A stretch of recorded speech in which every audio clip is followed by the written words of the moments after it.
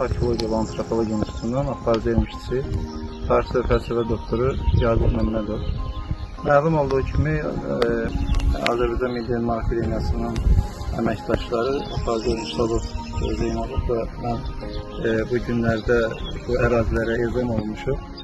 Məqsəd bu ərazilərə yenidən bir baxış keçirtmək, eyni zamanda daha əvvəl qeydə alınmış abidələrin koordinatlarının müəyyən olunmasıdır. Bildiyimiz kimi uzun müddət bu Ceyransoy bölgəsində tanınmış arkeolog Mansur Mansurov tərəfindən uzun müddət tədqiqat aparılmışdır və Kürün sol sahil hissəsində Ceyransoy arkeoloji mədəniyyəti adlanan kompleks öyrənilmişdir və elmi ədəbiyyata daxil olmuşdur.